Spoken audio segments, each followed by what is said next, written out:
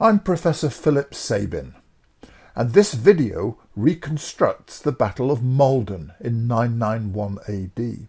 First, through my own verse translation of the Anglo-Saxon heroic poem, which is our main source, and then through a wargame refight of the engagement, using my ultra-simple new Shield Wall 2 rules. Both are brought to life by my collection of 500 28mm Dark Age figures, acquired second-hand at wargame shows over the past 3 decades. I first heard of the battle as a teenager, when I read J.R.R. Tolkien's little-known 1953 play, The Homecoming of Byrhtnoth, Beardhelm's son.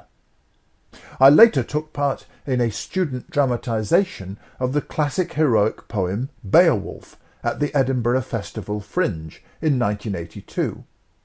And the following year at the Fringe, I progressed to actor-director, as 2 colleagues performed Tolkien's play, interleaved with my own declamation of the Maldon poem. I could find no modern English translation which echoed the rhythmic alliteration of the original, so I produced my own. I am a long-time member, and now a life vice-president, of the Society of Ancients, which for 60 years has brought together enthusiasts interested in wargaming the many conflicts of the ancient and medieval era.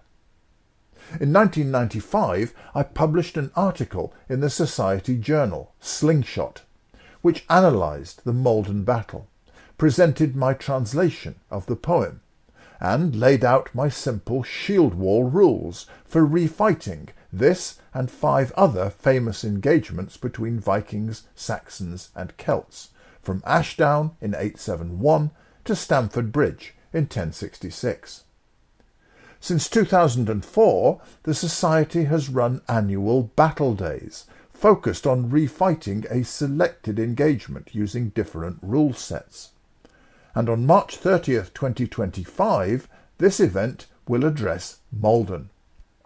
Hearing of this inspired me to update my rules, refurbish and expand my Dark Age armies, and refight the battle as a remote contribution to the event from my new home in Chile. The real battle took place in August of 991, when a Viking raiding force landed on Northey Island in the River Blackwater, and was confronted on the mainland by the Essex Fyrd, led by Earl Byrhtnoth.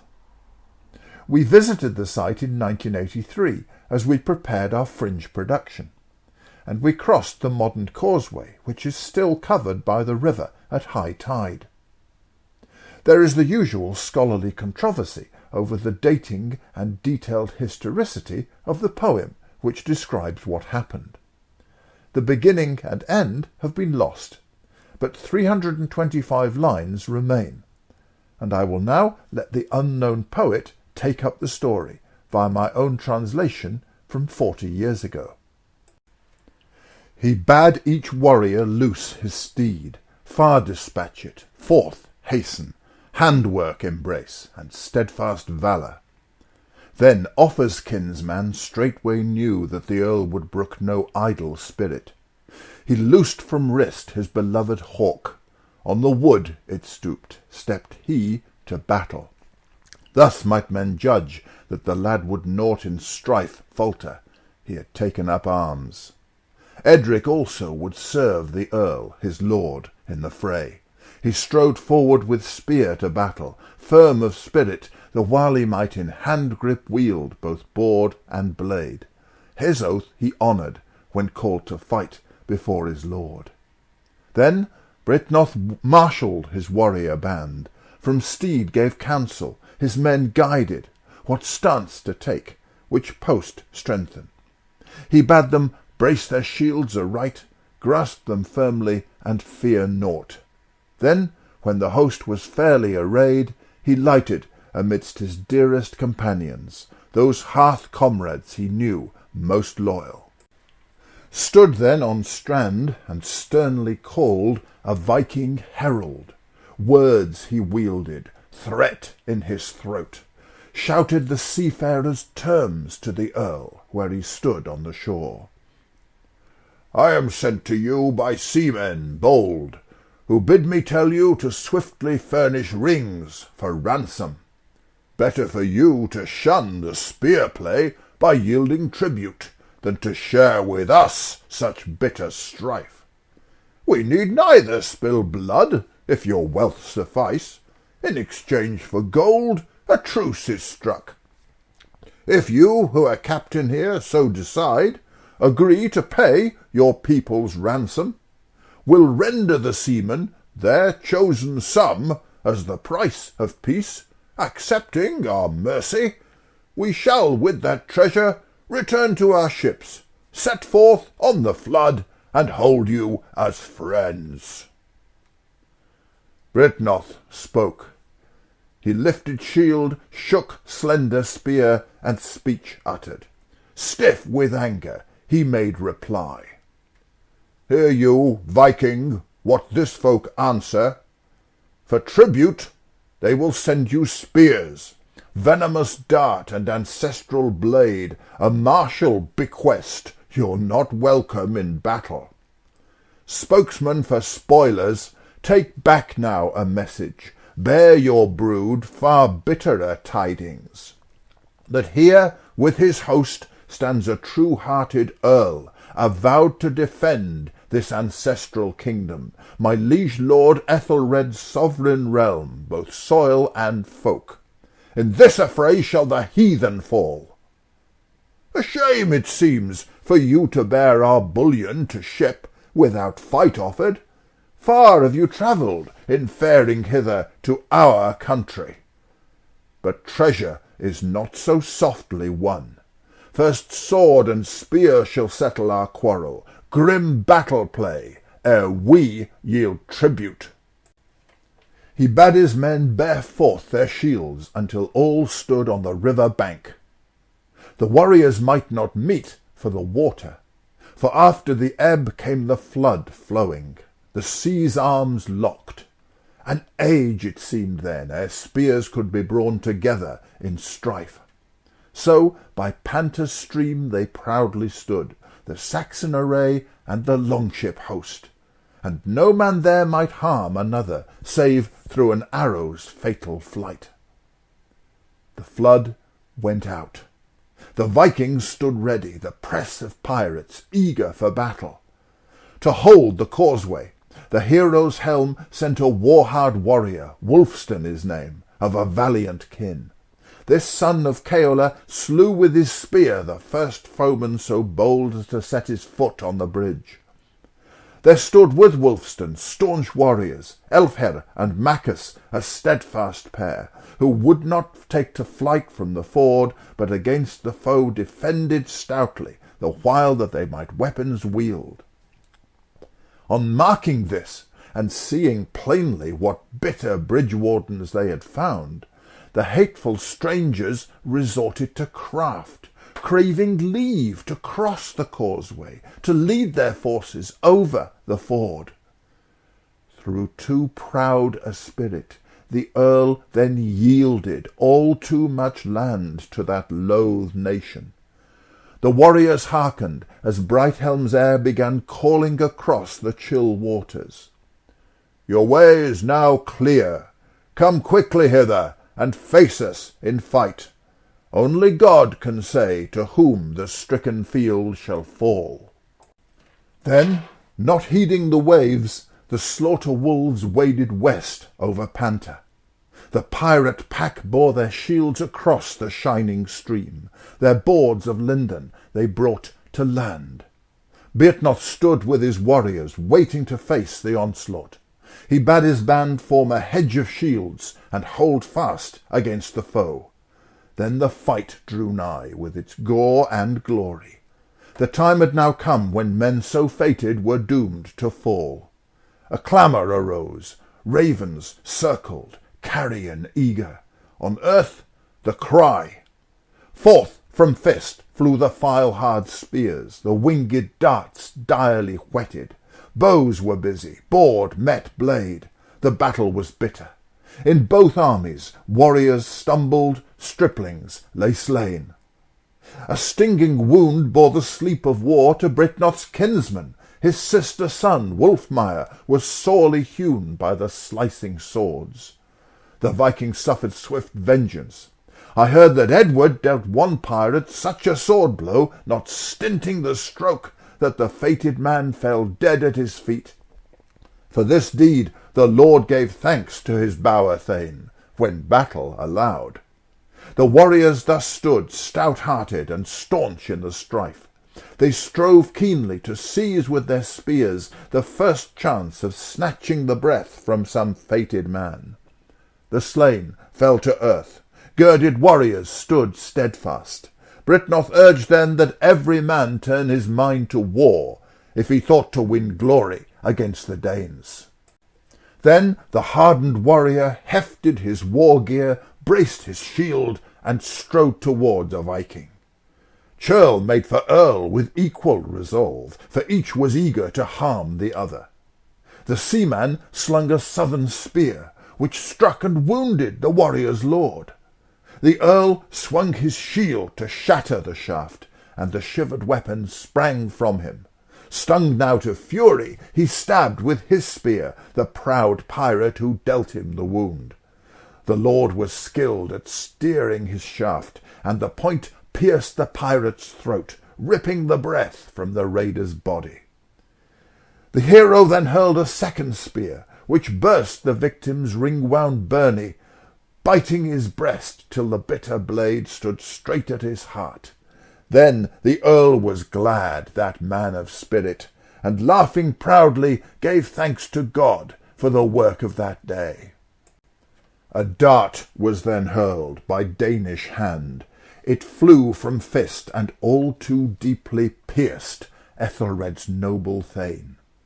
By his side there stood a beardless youngster, Wulfmire's namesake, the son of Wulfstan, fresh to the fray. Without flinching, he snatched the spear from its bloody slot and flung the weapon back at its owner. The steel sank home and slew the man who'd given the hero so grievous a wound. Then an armed pirate approached the Earl, intending to plunder his precious trappings, his raiment and rings, and his graven sword. The lord unsheathed that shining blade, broad and burnished, to smite the brigand, but all too swiftly a second spoiler struck and crippled the Earl's right arm. The gold-hilted sword then slipped to the ground. No longer might Britnoth lift his blade, nor wield a weapon. Yet words he uttered, that hoar-headed hero, urging his men to go forward in fellowship, firm in the fray. When the stricken lord could stand no longer, he offered up a final prayer. I give thanks to thee, Almighty God, for the wealth of joy I have found in this world.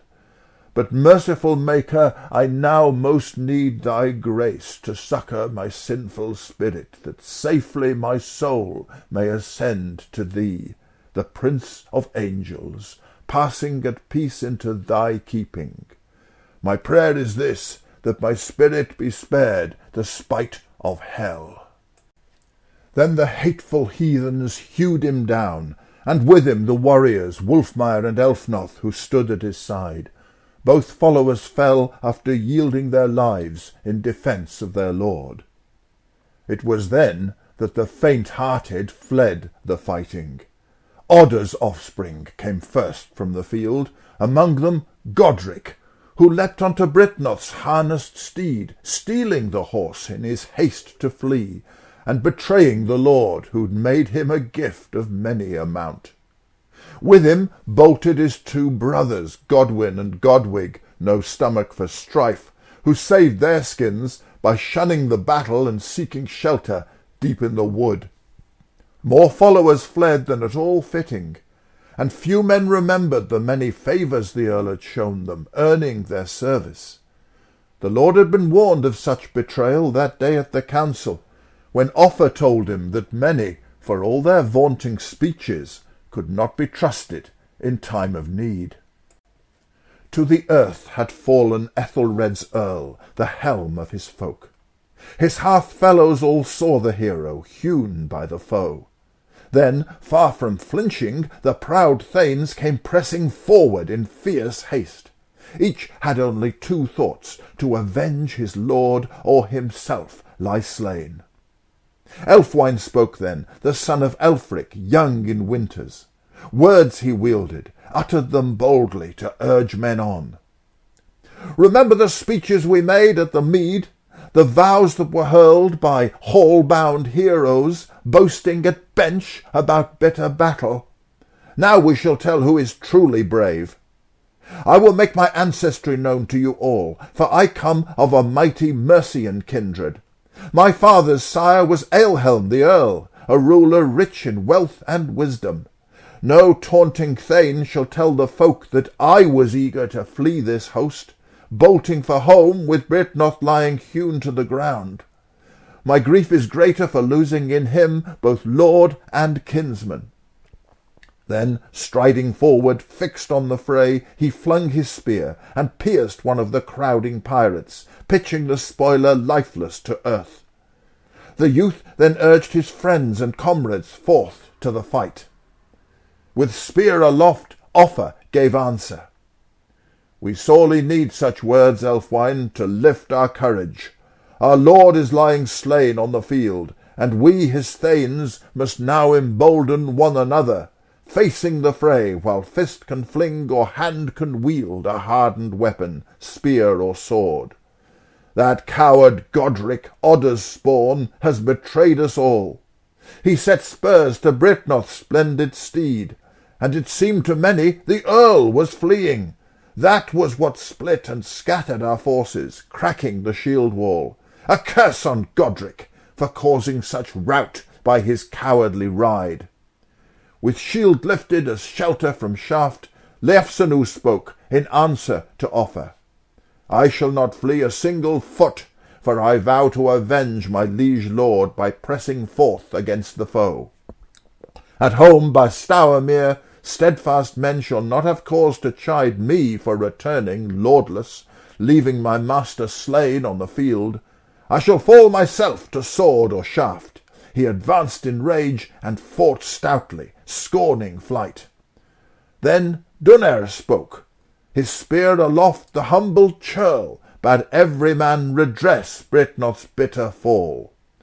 When his lord is lying unavenged, let no man flinch from facing death. Careless of life, the hearth companions pressed forward, fighting grimly. Those stern spearmen prayed to God that they might avenge their liege lord and deal out death amongst the Danes. The hostage, Ashford, Ecglaf's son, who came of a staunch Northumbrian kindred, gave willing help to his hearth comrades. He did not shrink from the battle play, but shot forth arrows in swift succession, feathering shield or shearing flesh. Time and again he dealt out wounds as long as he might bend his bow. Still staunch and eager stood Edward the Tall in the van of the host.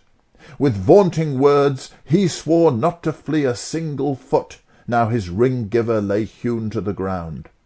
Then he burst the shield wall and smote the spoilers, dealing the Vikings worthy vengeance for Britnoth's death, ere he too was slain. Sibiort's brother Etheric also went forward keenly. Shields were cloven and burst asunder. The Byrnie sang its fearsome song. Then, straight after, smiting a seaman to earth, the faithful Offa, Gad's kinsman, was hewn to the ground. Too swiftly he fell in the swirling strife. Yet he duly honoured his earlier oath, to remain beside his beloved earl, whether riding home unharmed to the burg, or lying slain on the stricken field. Offa now lay by his lord's side, as befits a thane, and his vow was fulfilled. With a clash of shields the seamen came on in battle fury. Spears struck many a fated warrior. Thurston's son Wystan now strode forward to smite the spoilers, slaying 3 in the swirling throng, ere the son of Wighelm finally fell. The encounter was stern. Sturdy men stood staunch in the strife, while others dropped, wound-wearied. The slain fell to earth. Two brave brothers, Odwald and Edwald, heartened the warriors all the while. They called upon their hearth comrades to stand firm in the stress of battle, and weaken not at wielding blade. Then the old veteran, Retold, spoke. He raised his shield and brandished spear, urging men on in the bravest words. Heart shall be bolder, harder be purpose, our spirit more proud as our strength dwindles. Here lies our leader, hewn to the ground, the Earl on the earth. He shall mourn forever who takes thought now to flee this fray. I am old in winters, I shall not leave, for I mean to lie by my lord's side, at the hand of the man I held so dear. Ethelgar's youngster, Godric, also inspired them all to face the Danes. After flinging many a deadly dart, he pressed forward in front of his folk, hewing and smiting till he too fell. That was not the Godric who fled.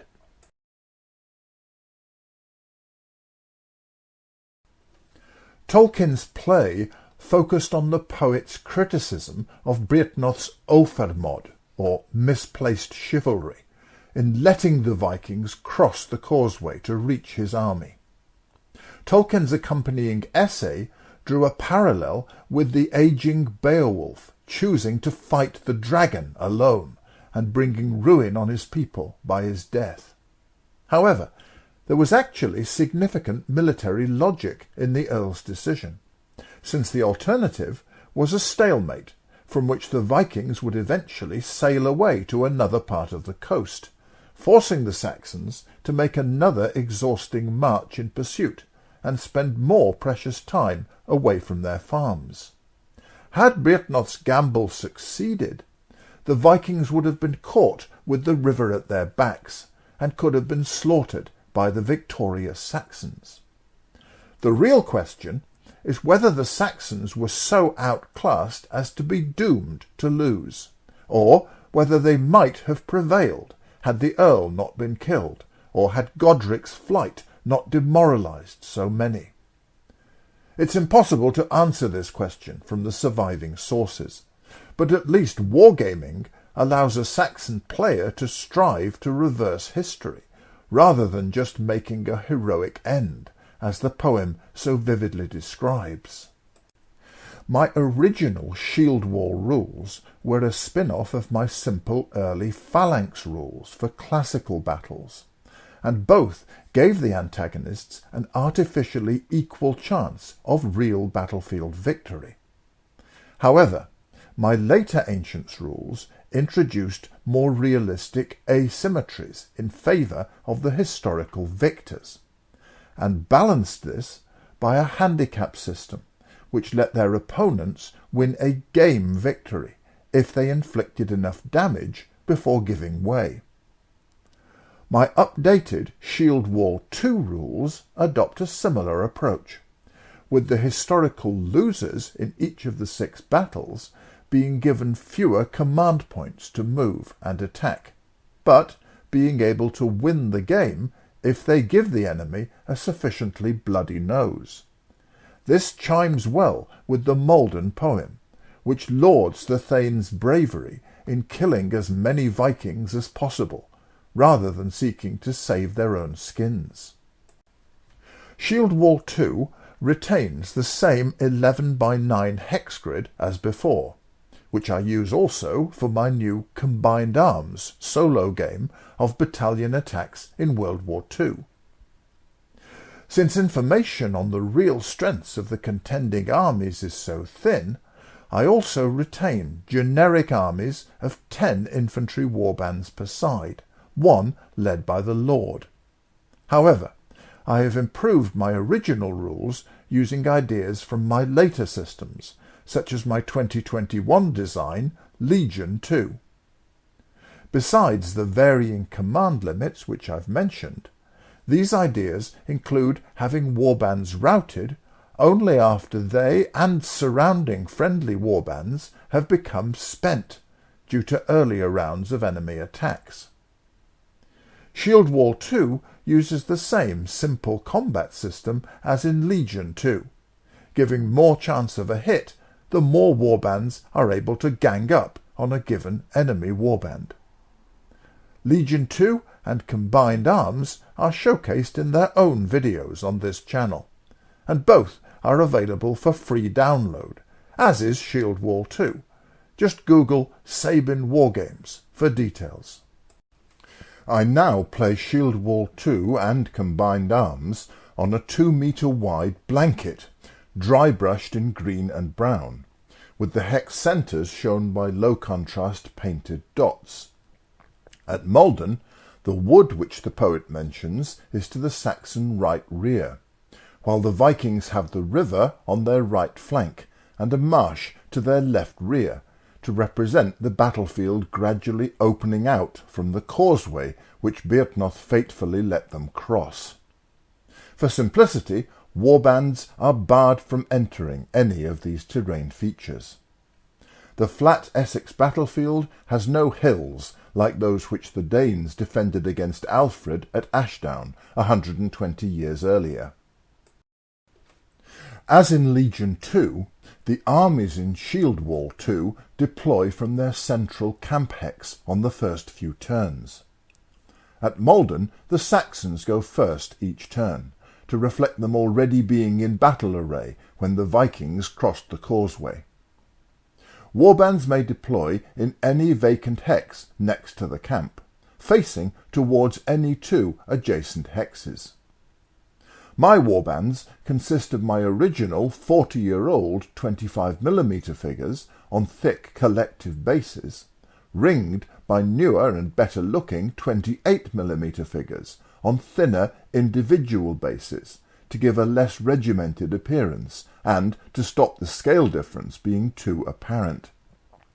On turn 1, the Saxons opt to deploy all 4 initial warbands facing forwards, while leaving Beartnoth's household troops undeployed for now. The Vikings opt for a matching initial deployment, since the river and marsh leave little scope for sideways moves. The Sun Counter and Banner Bearer on my simple track show turns and army commands, respectively.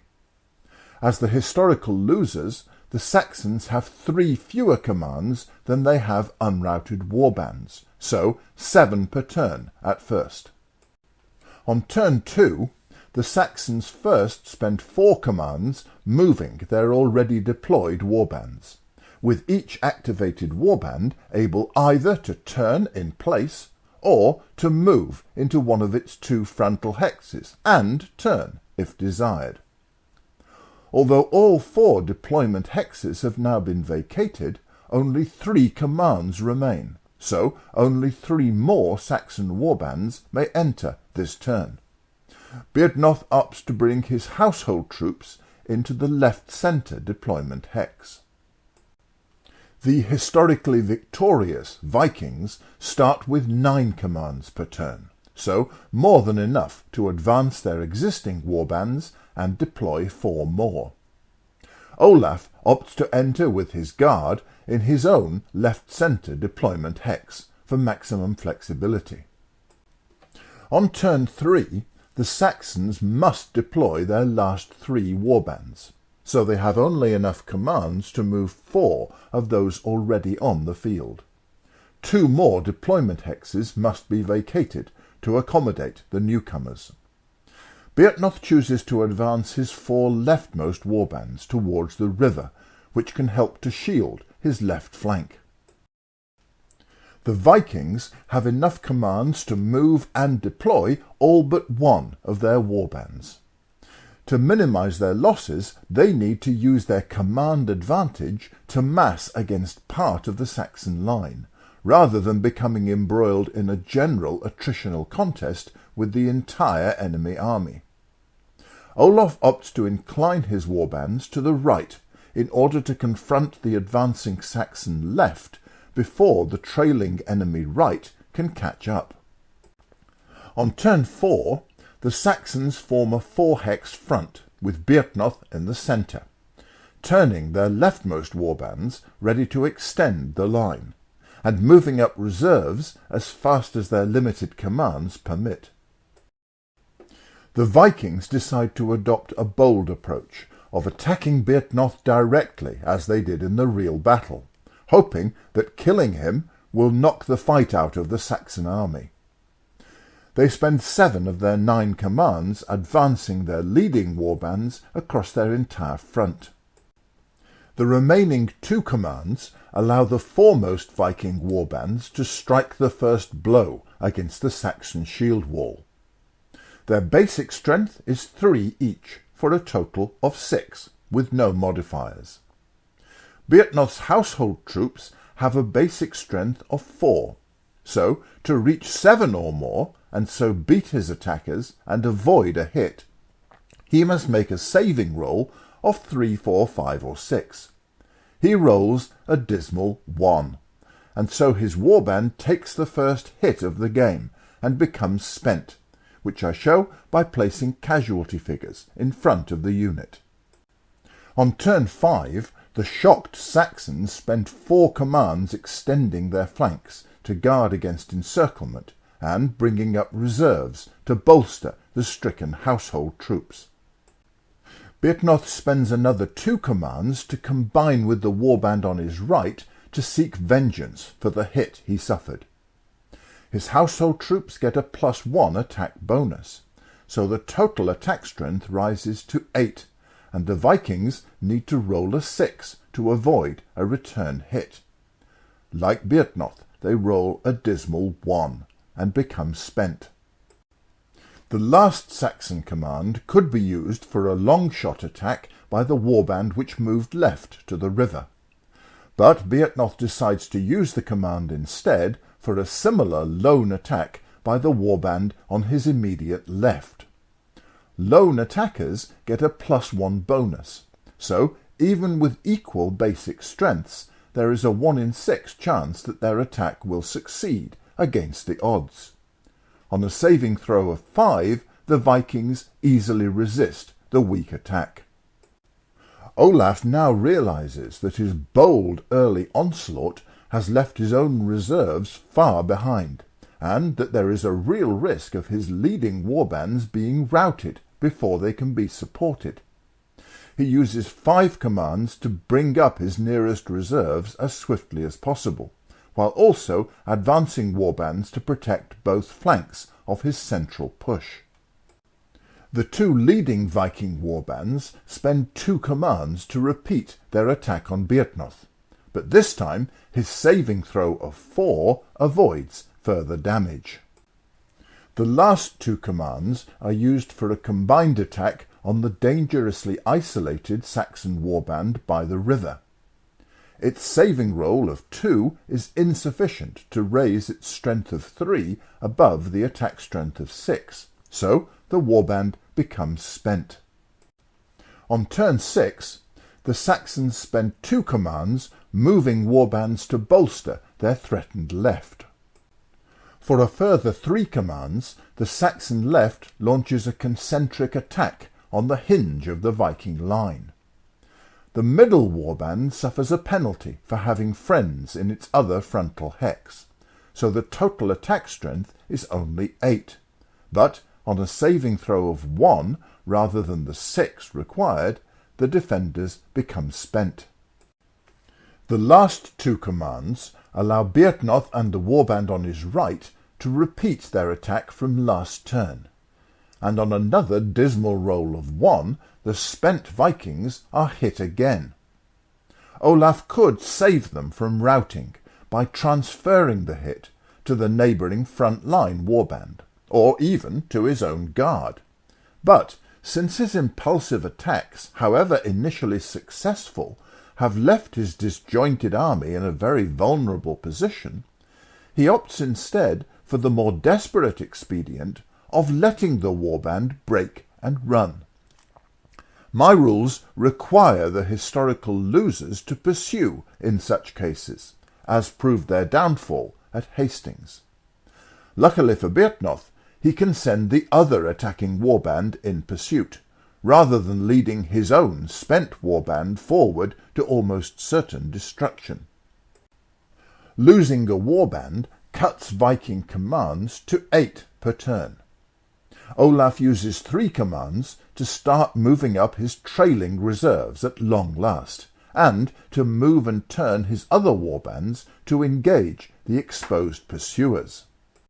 Olaf's guard finally gets into action, as it joins 2 more warbands to attack the pursuers for another 3 commands.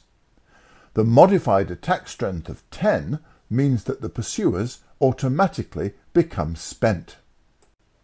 The last 2 commands allow the Viking right to repeat its attack by the river, where another unlucky saving throw of 2 means that a second hit is scored. The Saxons avoid a rout by making the neighbouring warband spent instead, but their left is now in a very fragile state. On turn 7, the Saxons spend 2 commands to try to shore up their left and to turn their pursuing warband for a combined counter-attack with the household troops. This counter-attack costs 2 more commands and has an attack strength of 7, because Byrhtnoth's bonus is offset by him having the pursuers in front. But on a mediocre saving throw of 3, it hits home regardless. The last 3 commands allow another concentric attack on the Viking right, and on another roll of 3 instead of the 6 required, the spent defenders have to transfer the hit to their fresh neighbours to avoid a rout, leaving the Viking right in just as parlous a state as the Saxon left it faces. The Vikings spend 3 commands moving up reserve warbands to bolster their front, and advancing their leftmost warband to complete the encirclement of the hapless pursuers. Another 3 commands allow another automatic victory over the pursuers, even though the total attack strength has fallen to 9 because Olaf's guard also now has friends in front. The Saxons failed to prioritise moving up a fresh warband in support, so the pursuers dissolve in rout.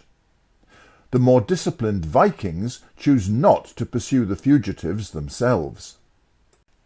It is now time for the wavering Viking right to use the last 2 commands to strive desperately to make the enemy break first in this part of the field. The saving roll is 3, so Olaf rejoices as the Saxons only match rather than exceed the attack strength of 6. Causing the unlucky defenders to rout, and taking the Saxon army halfway to its panic threshold of 4 warbands broken. The victors again decline to pursue, lest they be counter-attacked and routed in turn. On turn 8, the Saxons are down to a paltry 5 commands, but 6 of their warbands are still fresh, and they have a good chance of routing 1 further Viking unit, and so achieving game victory before giving way. They spend 2 commands to fill the gap left by the ill-fated pursuers, and to bring up fresh reserves to bolster the exhausted household troops. Byrhtnoth uses 1 command for a lone attack, which still has an attack strength of 6 due to the 2 bonuses received. On another dismal saving throw of 1, the Vikings have to pass the hit back to keep their front line unit, one of the original attackers from turn 4, from breaking. Ironically, this would have been a perfect opportunity to apply the tactic from turn 6 and let the defenders rout, prompting the household troops to pursue into a fatal pocket and suffer certain annihilation. But Olaf is not yet quite desperate enough to forfeit game victory to ensure the rapid panic of the Saxon army. The last 2 commands allow the most crucial Saxon attack, another 50-50 endeavour, seeking vengeance on the fragile Viking right. The saving roll is only 2, so the hit is passed back to the newly arrived reserves, leaving all 5 warbands on the right of the Viking army spent.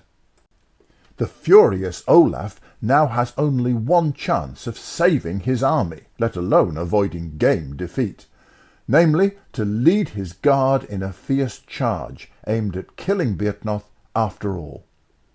He spends no fewer than 6 commands to make the charge, as well as to advance on both flanks and shift his last fresh reserves to support his central push.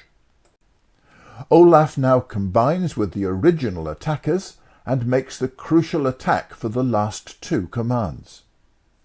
To discourage standoffs, the Lord's bonus does not apply in combined attacks on the enemy Lord, so the attack strength is only 7, making the odds of success 50-50. Byrhtnoth rejoices as he rolls a 6 and resists the onslaught in style.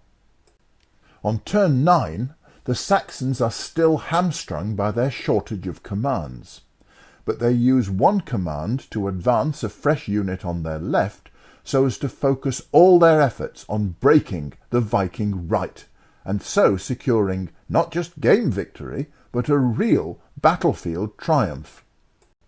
Instead of counter-attacking Olaf's fresh guard, Byrhtnoth combines with the warband on his left to attack his spent original opponents for 2 commands, with a fearsome attack strength of 8. Olaf rolls only 3, and since letting the warband rout would trigger pursuit by the fresh warband as on turn 6, rather than by Byrhtnoth himself, he absorbs the hit with his last reserve unit instead. The last 2 commands allow an attack on the rightmost Viking warband at 50-50 odds. On yet another dismal saving throw of 1, the warband routs, with its fresh attackers in gleeful pursuit. The Saxons have now done enough to attain game victory, but I play on to see if they can rout 2 more Viking warbands before losing 2 more of their own, and hence vindicate Byrhtnoth's gamble by letting his men slaughter their enemies as they flee back across the narrow causeway. Olaf is cursing himself for not seizing the chance to draw Byrhtnoth out and kill him last turn. He is now down to 7 commands, and spends 2 of them manoeuvring warbands on his flanks, leaving enough for all 5 of his eligible warbands to attack. The fresh Viking left attacks first, and on a saving roll of 2, it scores a hit on the equally fresh Saxon right. The rightmost Viking warband makes a desperate lone attack on the Saxons pursuing its colleagues, but the saving throw of 3 is easily enough to avoid a hit. Everything comes down again to Olaf's renewed attack on Byrhtnoth himself, and on another saving roll of 3, the Vikings get lucky at last. I used to prohibit Lord's warbands from transferring fatal hits, but this made them too vulnerable, and discouraged Lords leading from the front, as they did historically. So now I allow them to escape rout if 2 fresh adjacent warbands become spent instead. Byrhtnoth hence passes the hit to the warbands behind and to his left, leaving only 1 warband in the centre of the Saxon line still fresh. On turn 10, the Saxons spend 1 command moving their leftmost warband around the crumbling Viking right. For 3 further commands, this allows a concentric attack with an undiminished strength of 9 on the exposed enemy warband, since none of the attackers now have friends in front. The Vikings are automatically routed, and the middle warband pursues into the vacated hex, so reforming the Saxon line. Byrhtnoth's household troops now use the last command for a lone attack on the enemy warband to their left, since if this routs, the Viking army will break and be unable to counter-attack Byrhtnoth after his compulsory pursuit.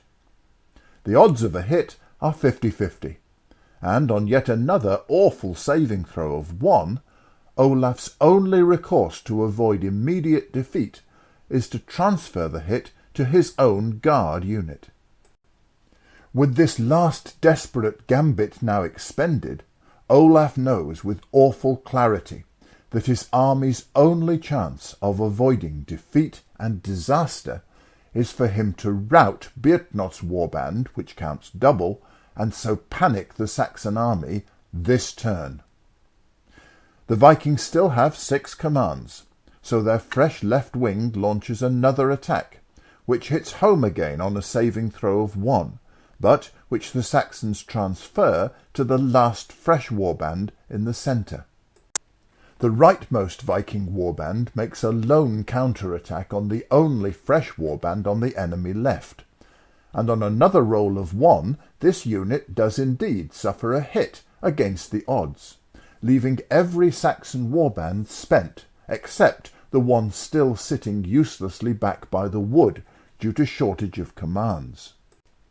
Worried that he has used up his luck on these preliminary attacks, Olaf turns at last to the only attack which really matters, that on Byrhtnoth himself. The odds of success are once again 50-50, so battlefield victory comes down in the end to one last evenly balanced die roll.